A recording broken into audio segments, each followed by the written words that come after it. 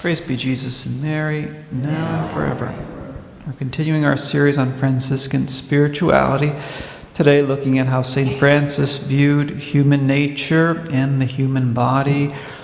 In our last reflection, we spoke about the saint's view of the human body contrasted with those spiritual movements which were often less than saintly. St. Francis sided with the saints, and he added his own characteristically unique perspective to the mix.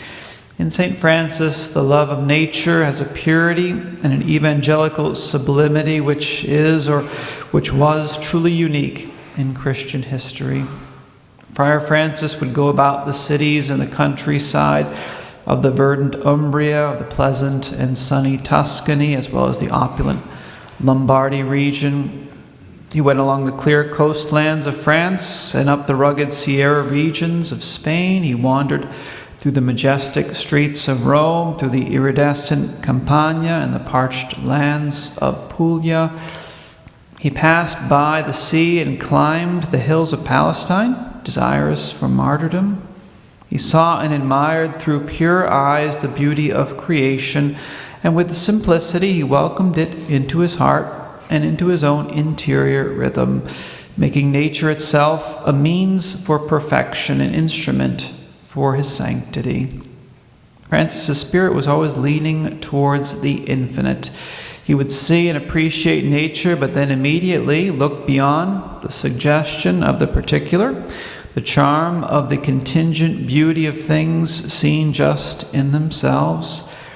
His thoughts would rise to the highest and most serene vision of creatures, in which fragmentation is composed in a harmonious unity. They'd rise to the global conception of nature, to a precise sense of the immensity of God, his beauty, and his love. From his way of loving God and loving things in God, and for the sake of God, there was a wisdom which quickly developed in St. Francis, and it enriched the spirit of his experience with new tones, and it gave him a synthesizing and essential intelligence of the whole universe, actually. The seraph of Assisi became a new man, as one of his biographers, Thomas of Gelano, called him. He was a new man, illuminated by grace, who found in the book of creation its lost original sense. And in nature, Francis was able to perceive the light of divine wisdom, to borrow from St. Bonaventure's understanding of Adam in his state of innocence. St. Francis saw nature like an atrium of a great temple, and he saw his encounter with it to be almost like a prelude of his encounter with the Creator God.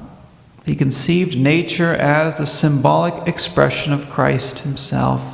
He sang of it and expressed his admiration for it as an artist of the divine, which is what he was.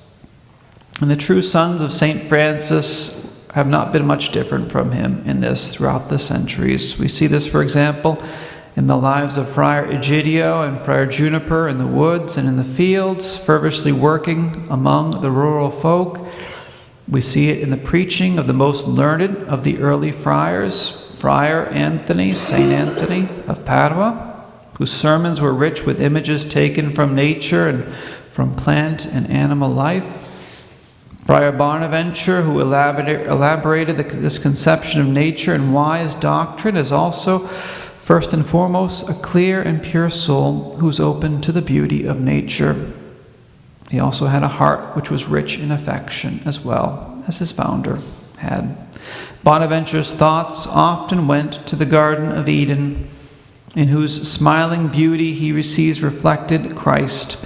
Christ, throughout his life, says Bonaventure, is called the paradise of pleasure, planted by the hand of God in the world and for the world.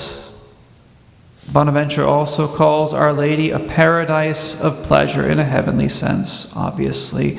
He also calls the church an irrigated paradise. He refers to the Christian soul as a paradise as well, all imagery linked to the Garden of Eden and the beauty of nature itself.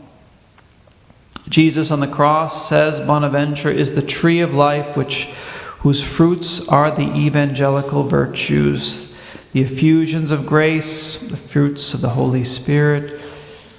In all of St. Bonaventure's comparisons, there's something more than just medieval symbolism. There's also a sincere love and admiration for all the beauty which God has disseminated in creation. Creation speaks to his soul not just as a symbol, but as a living and breathing testimony of the goodness of God.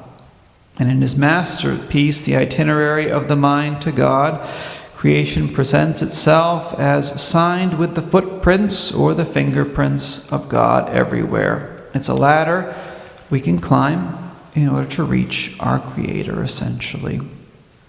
This tradition of love for creation has never gone away in Franciscan history. The 13th century English friar and philosopher Roger Bacon transformed the love of nature into a passion for scientific observation.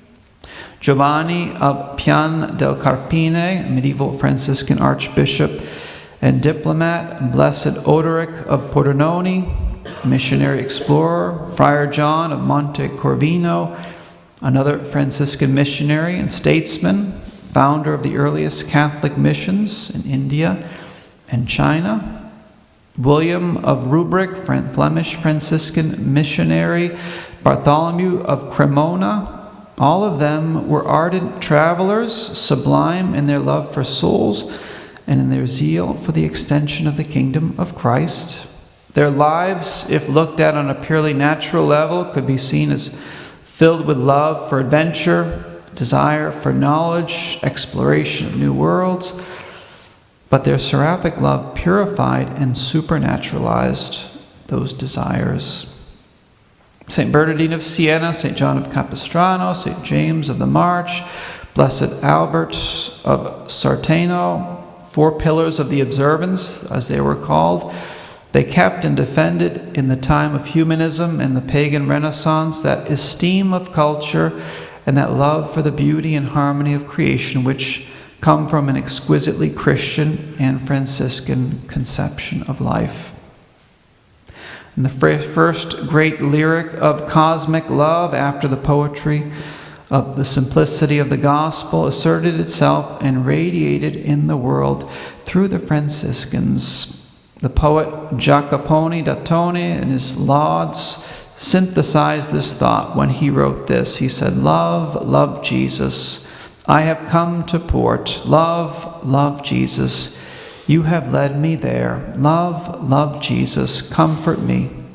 Love, love Jesus. You have set me afire. Love, love Jesus. Consider my needs. Keep me always in your embrace, united with you in true charity, the supreme realization of unifying love. Love, love, the world cries out. Love, love, shouts all of creation. Love, love, so inexhaustible are you that he who clasps you close desires you all the more."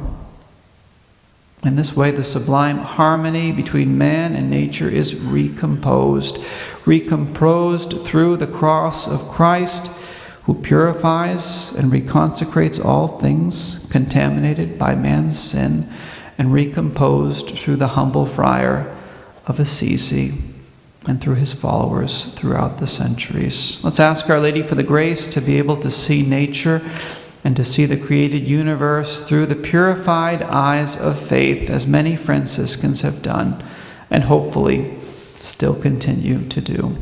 Praise be Jesus and Mary, now and forever.